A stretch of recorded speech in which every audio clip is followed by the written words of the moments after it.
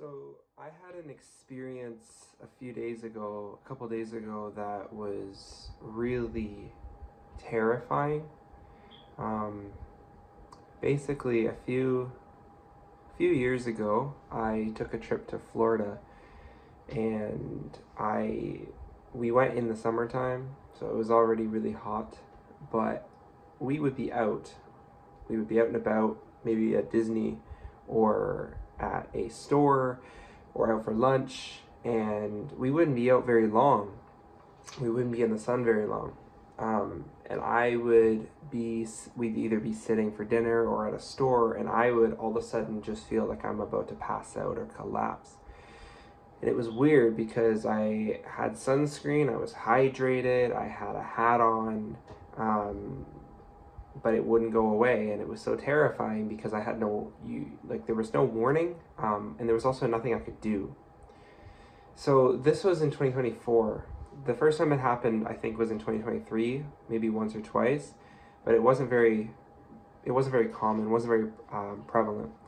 And then after I got back from Florida, it started happening more and more, and this had never happened before. Even when I was home in Canada, it would just creep up on me where I would be outside and I'd feel fine, and then I would go indoors, and it would almost feel like a drop in blood pressure, like disorientation, dizziness, um, sometimes headache, things like that.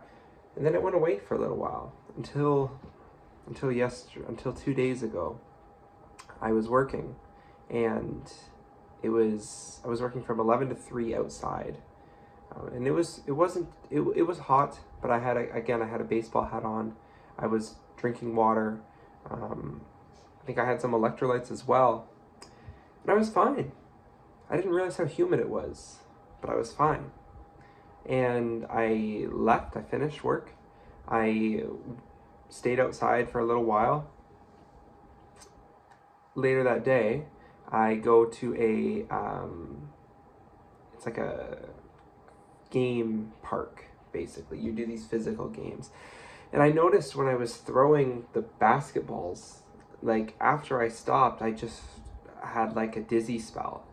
This was so weird because I was well hydrated. I felt fine, and it just came out of nowhere. So I took it easy. I was really careful, and that worked. Made it through the game, and then we decided to go to a restaurant after. We went to McDonald's, and I was fine. We ordered, and we sat down, and this was like probably 9 o'clock by this time. Like, yeah, 10 hours after I had been in the sun, basically consecutively. That's a lot of sun, and it was very humid. I think the humidity was like 60%. The temperature was like maybe 25 degrees.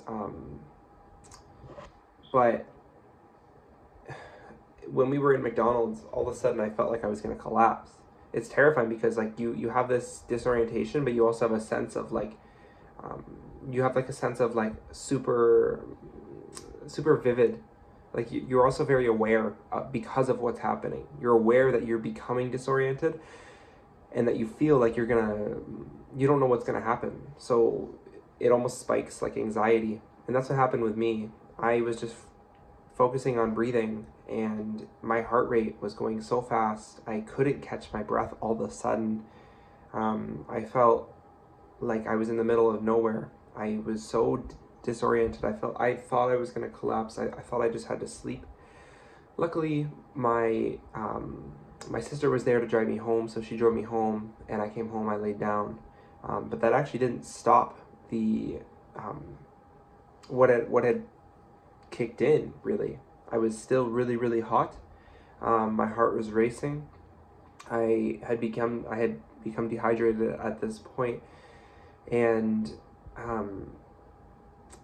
I was trembling, which was really really concerning. Like I had pins and needles in my arms and my legs, and my legs were shaking. This was terrifying because I didn't even have this in Florida, and in southern Ontario, it's hot right now. There's heat waves, as you know, going around everywhere, but this was just like so unexpected.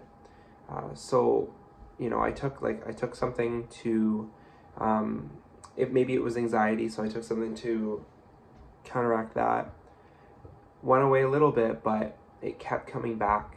Even when I was laying down, it was probably 1 a.m. and I was thinking to myself, okay, it's been like 5 hours here. I'm still not cooled down. I'm still breathing heavily. My heart rate was okay. My blood pressure was okay, but it was just really, really scary because you don't feel like you have control over your body. So I ended up going to the hospital, ended up going to the emergency room, and saw a doctor very quickly, actually. And they did some tests. They did blood pressure, they did ECG, they did all that. And they said, yeah, your vitals are good. You're okay. It looks like you got it was like a combination of heat-induced illness and anxiety as well. So that was a real wake-up call. Even now, it's 2 days later. There's a heat wave. There's heat waves around the world right now, and I don't want to go outside. Like, I could feel the heat in my room. It's really, really hot out there. Yeah, I even looked into some of the stories about the heat waves, and I saw a lot of people saying that, oh, it's summer, so what? Or it's, just another summer. I'm not afraid. This is what summer is supposed to be like. I saw a lot of comments like that, and that's probably what I would have said too. But once the heat gets to you, it gets to you. So just remember, I'm thankful. I prayed so much that night. I was truly terrified, because you don't know, like it almost like your heart is racing. Like, there was a point I was like, am I going into like cardiac arrest here? Like, it is so terrifying because you can't control it. We're not invincible, we are only human. So yeah, that was very humbling for me to just be more careful, because we have one body. I looked into a lot of stories of people who have had heat-related illness. This one story that really just broke my heart, about a runner at Disneyland in 2024, which was right when I got back from Disney, actually. And he was, this runner was sharing that he was concerned because he had heat exhaustion the day before, just walking around the block, walking his dog, and then he participated in a marathon. I think they still had the marathon on in 110 degree weather. So that is what it is. I don't know if that's, if there's a case with it or anything with that, but this poor runner, they made it through the marathon, and at the end of the race, they were just clenching their chest, and they passed away. So the heat is no joke. My prayers go out to all the people in Europe as well. Be careful in this heat, because your body can only regulate its temperature to such an extent. And man, I didn't realize how common it was. Like, even now, I'm still recovering. Like, all these like drivers and stuff as well, in the heat with no air conditioning. We gotta advocate for these things, because once it happens to you, you understand. But yeah, I just wanted to share that because it was so vivid. It was so alarming because you have no control over your body. I'm thankful that there was no major consequence. I was praying constantly, though. But I'm thankful. I'm thankful that I was able to recover, and that I'm, and I'm thankful. But just be careful in that heat, man, because it's hot, safe to say. So, yeah, I definitely will be bringing my electrolytes with me more now, and continuing to just stay in the air conditioning as much as possible. The more you can stay out of the direct heat, the better. I was asking my doctor about what I can do if I ever do experience these, some little tips, practical tips, and he was telling me one thing to do is, if you can get out of the sun, of course, get out, but also if you can lay down. If you can get out of the direct sun and the humidity, find a place to lay down. Find any source of like a cool temperature, like a cooled cloth or something.